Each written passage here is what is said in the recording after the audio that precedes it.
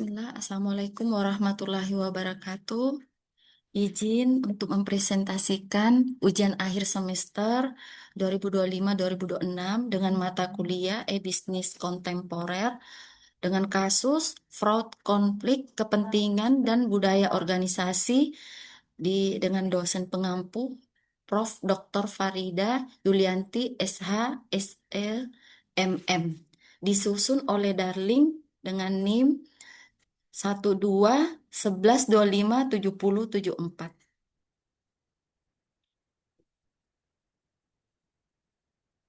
Adapun kasus di sini yaitu analisis etika bisnis kontemporer dengan fraud, konflik kepentingan, dan budaya organisasi.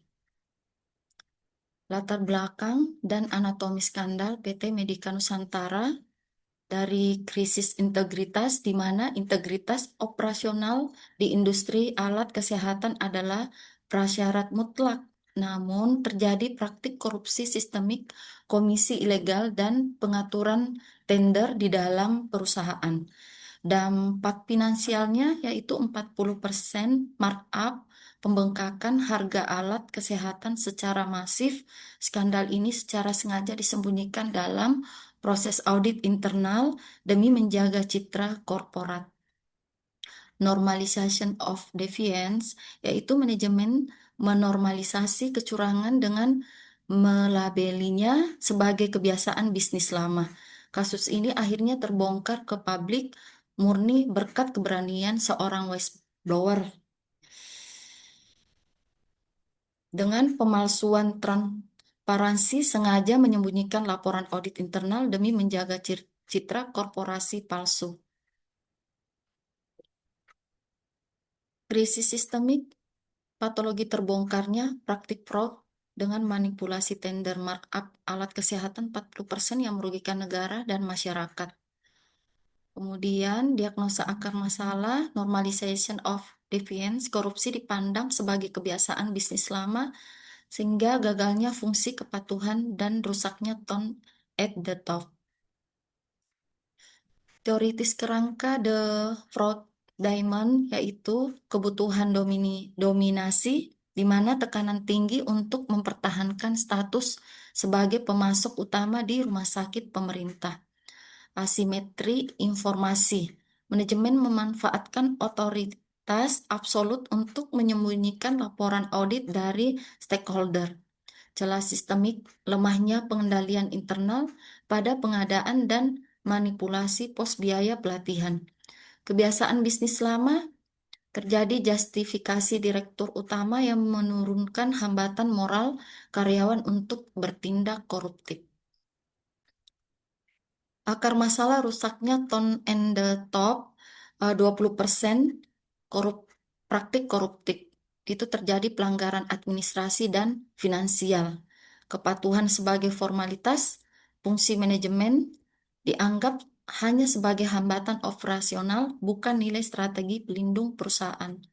Kemudian 80% normalization of deviance, pembenaran dari pimpinan tertinggi yang membiarkan penyimpangan mengakar dan mendarah daging sebagai budaya organisasi resmi.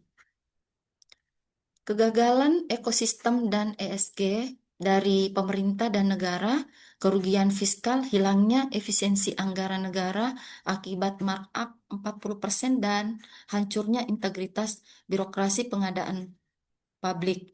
Kemudian investor dan kreditor, kehancuran valuasi, peningkatan drastis pada profil risiko memicu lonjakan weighted average cost of capital dan jatuhnya nilai pasar. Pasien dan masyarakat, beban konsumen, biaya kesehatan melonjak tajam dan potensi ancaman nyawa akibat penurunan kualitas alat kesehatan demi margin laba.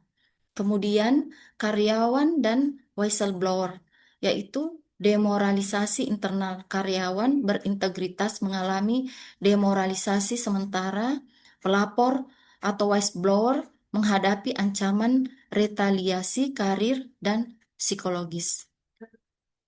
Titik balik the whistleblower catalyze jaminan anti retaliasi. Skandal sistemik PT Medika Nusantara akhirnya terbongkar berkat keberanian moral satu individu melawan sistem yang korup.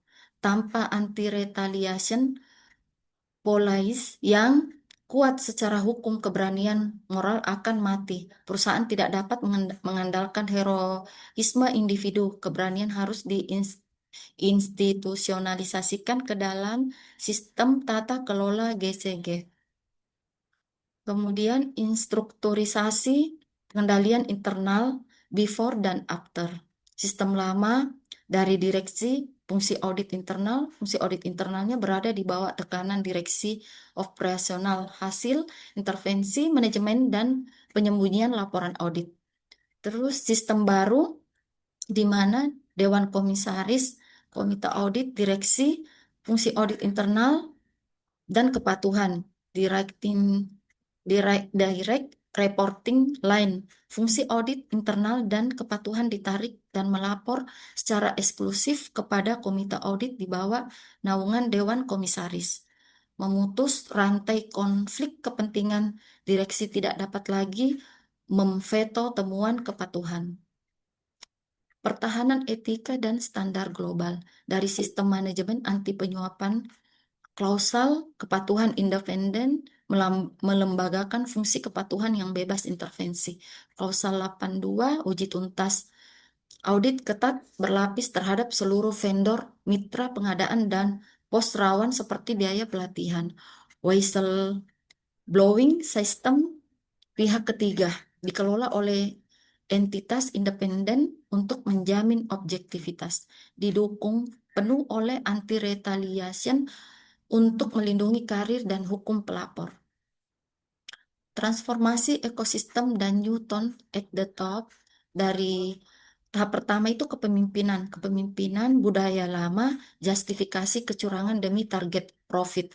Sedangkan yang budaya baru, direksi baru sebagai teladan integritas. Newton and at the top. Kemudian yang kedua, kebijakan gratifikasi, budaya lama, toleransi terhadap komisi dan uang pelicin sebagai kelaziman.